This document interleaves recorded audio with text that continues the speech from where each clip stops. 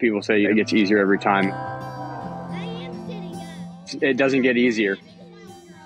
I've missed 2/3 of Addie's life, half of my youngest, and a little over half of my middle child's life.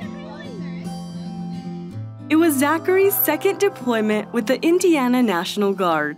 He'd been in the military for 12 years and plans to complete 20. I left last August, spent some time down in Oklahoma to do some training before I left. And the end of October, I took off and I was in Iraq for 9 months straight with no leave. My oldest, Addaline, she handled it very well because it was her second time. She kind of understood that Dad was at work and that somebody has to do it. And Dad was the one that got chose to do it this time. My other two, Aurora and Avery, they were younger, so it was a first for them. No matter how many times you think about what you're doing is the right thing, it's difficult missing that much of the childhood.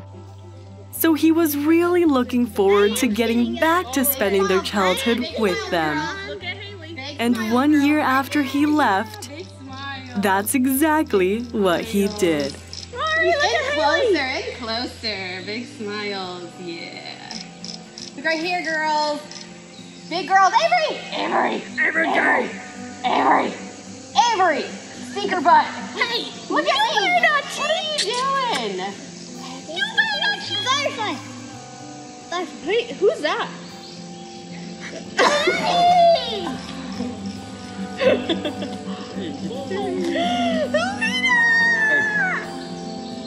What are you doing?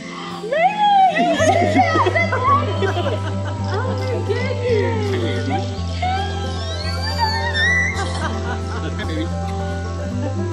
Mom had to work her tail off while I was gone.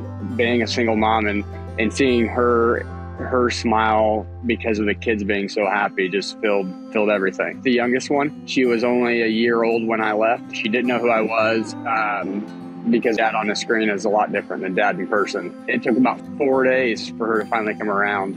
And when she did, though, it made everything a lot. It made me happy. It was definitely a heart-filling moment. And Zachary hopes others remember the positivity of coming home.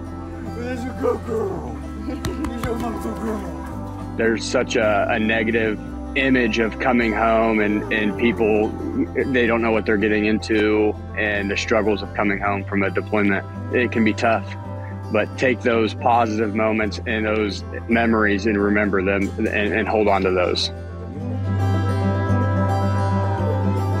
I heard about a rolling pin incident.